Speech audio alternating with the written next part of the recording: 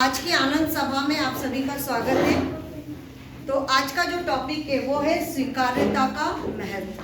ठीक है, स्वीकार्यता का महत्व मतलब कि हमारे अंदर अगर कुछ कमी भी है तो हमको उसको स्वीकार करना है और उसी कमी को अपनी ताकत बना के आगे बढ़ना है।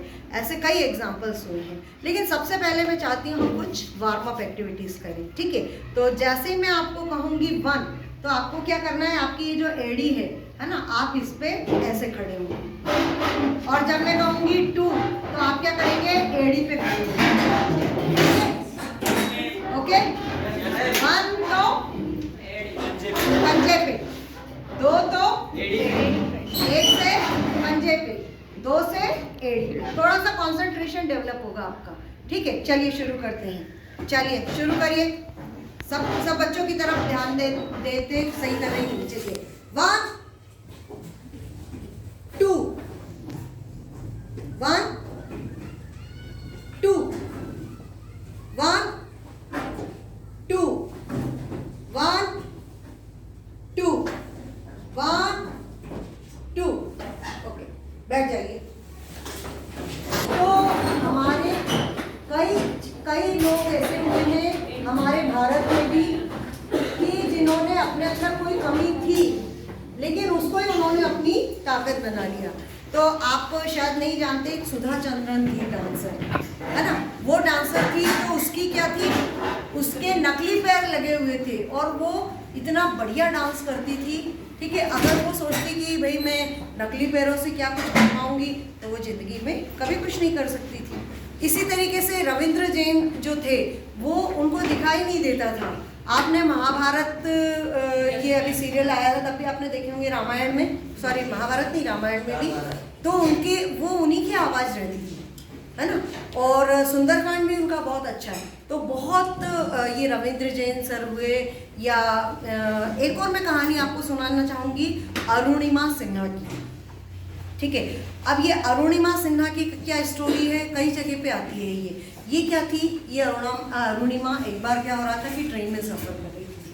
ट्रेन में सफ़र करते समय पे क्या हुआ, किसी ने उसकी चेन खींची। तो जनरली क्या होता है कि हर कोई यही सोचता है ना कि भाई कोई चोरी कैसे कर सकता है। तो वो इस चक्कर में जो है उनसे भिड़ गई और उन्होंने क्या करा, उसको चलती ट्रेन से धक्का दे दिया।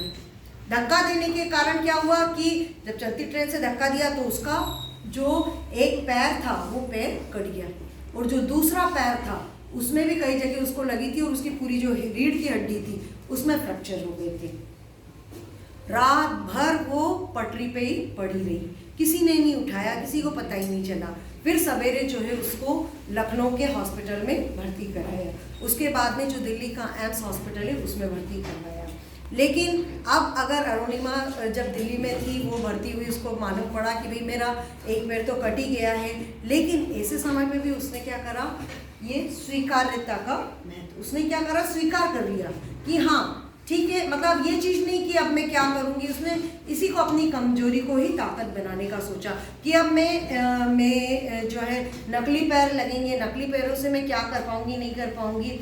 तो उसको नेगेटिव थॉट्स कुछ भी नहीं है। उसने सोचा कि मैं इन नकली पैरों से ही एवरेस्ट चढ़ के बताऊँगी लोगों को, है ना। तो हम तो अपनी इतने स्वस्थ होते हुए भी कई इरादे नहीं रखते, लेकिन उसने सपना देखा। फिर उसने क्या किया, बचेंद्री पाल जी से मिलने गई। जब उसने बचेंद्री पाल को बताया कि मैं तो एवरेस्ट की चढ़ाई चढ़ना चाहती हूँ, तो वो भी बहुत खुश हैं। उन्होंने कहा बिल्कुल, अगर तुमने इस स्थिति में भी निराश होने के बजाय अगर तुमने सोचा है कि तुम एवरेस्ट पे चढ़ोगी तो तुम जरूर चढ़ोगी, बस तारीख तय नहीं है। इससे उसको और आत्मविश्वास बढ़ गया और फिर इसी अरुणिमा सिन्हा ने एवरेस्ट की चढ़ाई भी की और इसके साथ में बाकी जो चोटी थी उनकी भी चढ़ाई की। तो ऐसे भी लोग हैं दुनिया में। इसका मतलब ये नहीं है कि आपको अपनी कमजोरियां स्वीकार कर लेनी है। स्वीकार करने का मतलब कि जैसे हाँ मुझे डर लगता है ना, मुझे ऊंचाई से डर लगता है, मुझे ऐसा होता है, तो आपको वो डर को स्वीकार नहीं कर लेना है, उस डर को अपनी ताकत बनानी है। कि आखिर या कोई मुझे दबाता है या कोई मुझे कुछ जोर से चिल्लाता है तो मैं घबरा जाती हूँ, मैं रोने लगती हूँ। तो आपको ऐसा नहीं करना है, अपनी जो कमजोरी है उसी को ताकत बनाना है। एक और कहानी है थॉमस अल्वा एडिसन की। ठीक है। वो बहुत बड़े वैज्ञानिक थे। एक बार क्या कर रहे थे, वो टेबल पे लिख रहे थे और उनका बहुत सारा रिसर्च पेपर था, उन्होंने कागजों पे लिख रखा था। नाइट का टाइम था तो उन्होंने कैरोसिन का लैंप भी जला रखा था। अब क्या हुआ कि किसी काम से अचानक से उनको बाहर जाना पड़ गया। अब उनके घर में एक पालतू बिल्ली भी थी उनकी। तो जब जैसे ही वो बाहर गए तो उस बिल्ली ने क्या किया, क्योंकि बिल्ली तो भाई जानवर है ना, तो उसने क्या करा कि वो जो लैंप था वो टेबल पे लुढ़का दिया। और जैसे ही टेबल पे वो लैंप लुढ़का कि वो जो कागज जो उन्होंने लिख रखे थे अपने रिसर्च पेपर्स, वो सारे क्या हो गए, जल गए। ठीक है, अब जल गए। अब जब वो आए और उन्होंने देखा कि उनका इतना सारे सालों का काम वो जल गया है, पूरा बेकार हो गया, और बिल्ली भी वही थी। आप सोचो कि एक बार बताइए जरा, आपकी क्या किया होगा एडिसन ने? वापस लिखा होगा। वापस लिखा होगा नहीं, और वो बिल्ली को देख के उनका क्या प्रतिक्रिया रही होगी? गुस्सा आया होगा। गुस्सा आया होगा। और क्या किया होगा उन्होंने बिल्ली को? बताइए क्या किया होगा बिल्ली को? बिल्ली को मारा होगा, है ना, जो स्वाभाविक प्रतिक्रिया होती होगी, बिल्ली को मारा होगा ना, और वो गुस्सा आया होगा उनको, है ना, यही किया। अगर वो ऐसा करते तो फिर वो महान कैसे कहलाते? ठीक है, उनने इतने सालों का जो उनका पेपर नष्ट भी हो गया, तो उन्होंने बिल्ली के ऊपर कोई गुस्सा नहीं किया, न बिल्ली को मारा उन्होंने, बल्कि उन्होंने क्या कहा, उन्होंने बस प्यार से यही कहा कि प्यारी बिल्ली, तुमको नहीं पता कि तुमने ये क्या कर दिया। ठीक है, क्योंकि भाई वो थोड़ी जानती कि इसमें क्या लिखा हुआ है, तो हम क्यों मतलब ऐसी चीज़ों पे गुस्सा करें, है ना, हमको ये सब चीज़ें स्वीकार कर लेनी चाहिए। तो ये जो आनंद सभा है, इसके माध्यम से हम ऐसा ही चाहते हैं कि कई बार जो है, ये अरुणिमा सिन्हा का भी मैंने आपको सुना दिया, थॉमस अल्वा एडिसन का भी सुना दिया।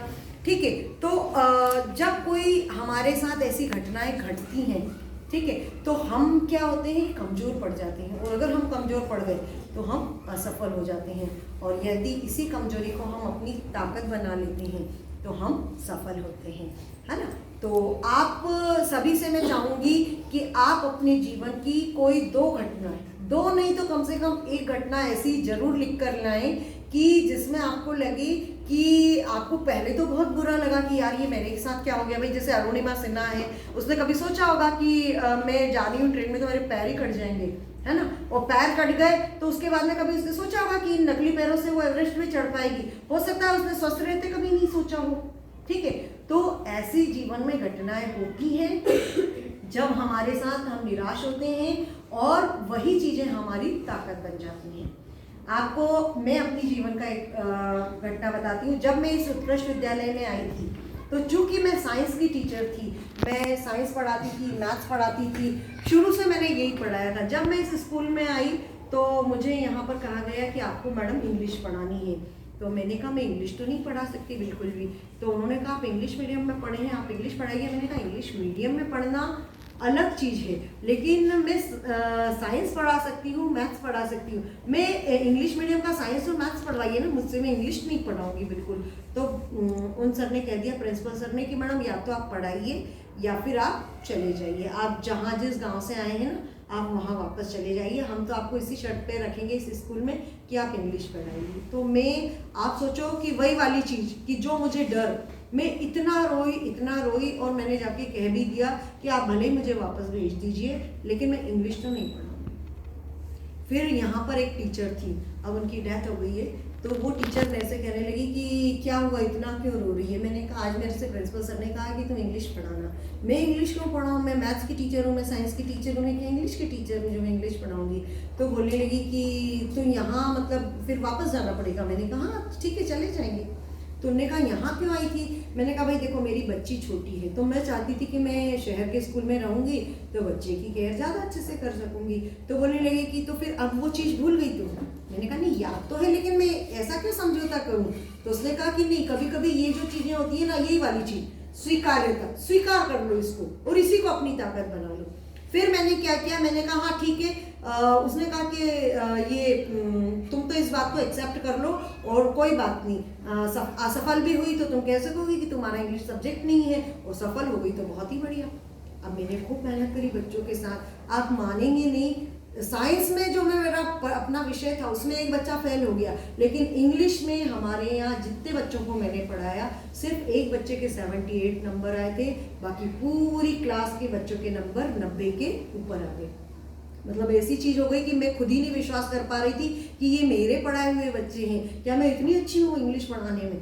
फिर मतलब मेरा भी कॉन्फिडेंस बढ़ा। फिर उसके बाद में मैंने जो है इंग्लिश में एमए भी किया। तब तक मेरा एमएससी था फिजिक्स से, फिर मैंने इंग्लिश में एमए किया। फिर उसके बाद में मास्टर ट्रेनर का एग्ज़ाम हुआ कि स्टेट लेवल पे भी कोई इंग्लिश अच्छे से पढ़ा सकता है, वीडियोस बना सकता है और भोपाल में आके भी पढ़ा सकता है। तो उसके लिए एग्ज़ाम हुआ, रिटर्न एग्ज़ाम था 3 घंटे का।